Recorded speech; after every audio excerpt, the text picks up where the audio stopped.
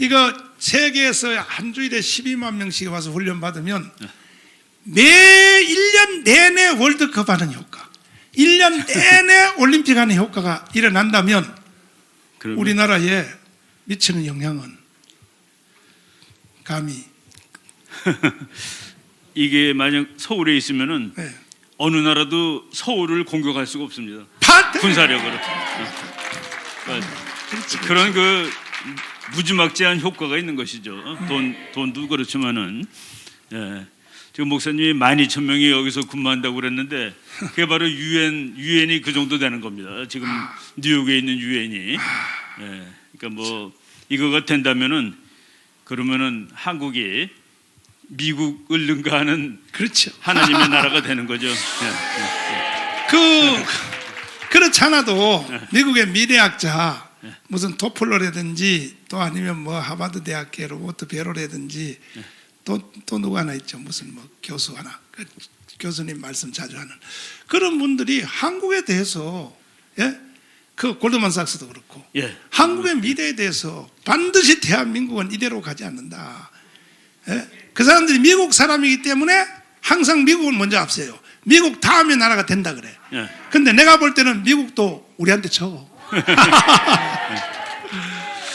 근데 그런 일이 가만히 있어 되는 게 아니라 이런 일이 진행될 때에 사실 그 2000년 그 인류사를 보면 사실은 뒤에서 배후에는 바티칸이 다 끌어가는 거 아닙니까, 솔직히? 예. 그렇죠. 바티칸이 그렇죠. 종교개혁이 있기 전까지는. 그렇죠. 바티칸이. 지금도 바티칸이요. 영향력을, 그 사람들은 국가잖아요. 대사도 파송하고. 지금 뭐 카톨릭이 국가보다 훨씬 크니까. 그러니까요. 그러니까. 그런데 예. 스탈린이 그렇게 말한 적이 있습니다. 교황은 도대체 군단을 몇 개를 가지고 있는 거야. 그 스탈린의 생각에는 군사력이 센 나라가 센 나라인데 자기가 아무리 해도 카톨릭을 못 당할 것 같으니까 그것을 한마디로 표현한 것이 저 교황이라는 사람은 몇 개 군단을 가지고 있는 거야 라고 이렇게 그 얘기한 적이 있었습니다. 근데 우리가 이게 이제 딱 지어지면 사실은 우리는 바티칸을 앞설 수 있단 말이에요. 그렇죠. 사실은. 그렇죠. 사실은 전 세계에서 각 나라별로 최고의 영향을 미친 것은 캐톨릭이 아니라 어느 나라든지 개신교예요, 개신교. 개신교죠. 근데 이 개신교를 하나의 집대성을 못 시키니까 힘이 없는 거예요, 우리는. 이것이 한국에서 드디어 이루어진다. 이야, 감사하죠, 감사하죠, 감사하죠. 그래서 이제 뭐 곧 이제 가까워지게 생겼는데, 네.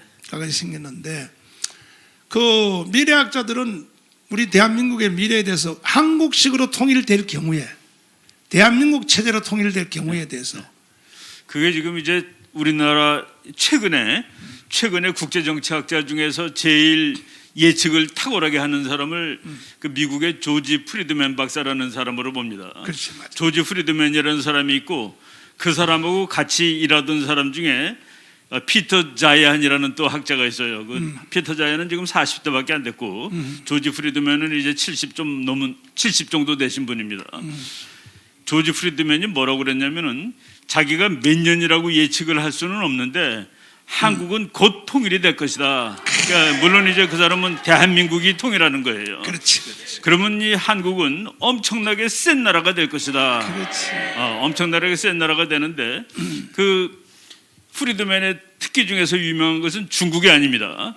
세계 2등을 중국으로 보지 않고 일본으로 보는 사람인데 한국이 통일하게 되면 그 일본마저도 힘들어하게 될 것이다 라고 예를 하면서, 그리고 그 사람은 그거는 숫자를 집어넣었어요. 2040년 무렵이 되면은 만주가 아마도 한국 밑에 있을 것이다 라는 식으로 얘기를 했습니다. 그건 직접 한 말입니다. 이야. 그러니까 이제 한국이 그 정도로 커 나간다는 의미가 되는데, 지금 저기 이제 어젯밤에 읽던 책을 보니까 미국에는 기독교 신자라고 이제, 그러니까 기독교 신자라고 그 구체하지는 않았는데 하나님이 있다고 믿느냐라고 여론조사를 했더니 90%가 되더라고요. 아유, 아직도 살았네. 90%가 그렇게 그 밑에 해설은 그 가지 바로 꼭 우리가 말하는 예수님이 아닐 수도 있지만 하여간 미국에는 90%가 하나님을 믿는 나라입니다. 그게 그 나라의 힘의 원천입니다. 그게. 그래서 지금도 이 나라가 흔들거리더라도 항상 원점으로 옵니다. 거기는 누가 어떤 정책이 잘못되더라도 그 사회가 다시 올바른 쪽으로 그거를 바꿔가는 것 같아요. 예를 들어서 이제 그 바이든 대통령이 남자가 여자가 될 수 있고, 그러니까 이제 그 화가 나는 사람들은 꼬마들이 같이 샤워할 수도 있다고 얘기했다고 그러는데, 각 주마다 남자 중에서 여자가 된 사람은 여자 운동 경기에 출전할 수 없다. 그러니까 여자가 아니라는 소리죠. 그러니까 네가 바꿔봤자 성이 바꿔지는 건 아니다라는 것을 명기하는 그런 법들을 각 주가 만들고 있습니다. 그러니까 대통령이 한 그 법이 먹히지가 않는 거예요. 그 주가 더 센 것들이 많이 있습니다. 바로 그런 식으로 이게 이 틀리는 것이 나오면은 그것을 교정하는 그 힘이 있구나라는 것을 이제 보여주는 것이죠. 오늘 그 목사님이 여기서 말씀하신 거가 정말 그 탁월한 말씀을 하신 건데, 학문 체계를 이렇게 그 설교 하나에 요약하실 수 있는 분이 없습니다. 우리가 제가 그냥 바깥으로는 뭐 이렇게 신문에 쓸 때 밑에 정치학 박사라고 쓰는데, 정치학 박사는 좀 밑에 있는 거기 때문에 미국에서는 박사를 줄 때 다 철학 박사를 줍니다. 그래서 제가 그 미국 박사 하기로는 철학 박사입니다. 그러니까 한급 올려준 거예요. 그래서 공대 나온 사람이고 뭐 생물학과 뭐 다 PhD를 주는 겁니다. 예, 기분 좋으라고. 그래서 미국에서 공부를 한 사람은 전부 철학 박사입니다. 그렇구나. 근데 그거보다 하나 위가 이제 예를 들어서 이제 그 밑에 있는 사람들은 자기 학위가 좀 창피하다고 얘기를 안 해요. 근데 철학 PhD보다 하나 위가 THD입니다. 그게 신학 박사예요. 신학 박사는 그보다 이제 더 위로 쳐져요. 여러분들은 그 위에 성경 박사, 성경 박사. 선거 끝나면 4월 7일 끝나면 바로 그 다음 주간에 잠자는 미국을 깨우고 또 한국의 교포들을 결속시키기 위해서 한 달 동안 내가 미국 집회를 하려고 합니다. 갈 사람들은, 나와 같이 따라갈 사람들은 여권을 준비하시고 빨리 비행기표를 준비하시면 아주 세계를 뒤집어 놓을 수 있도록 그렇게 계획을 세웠습니다.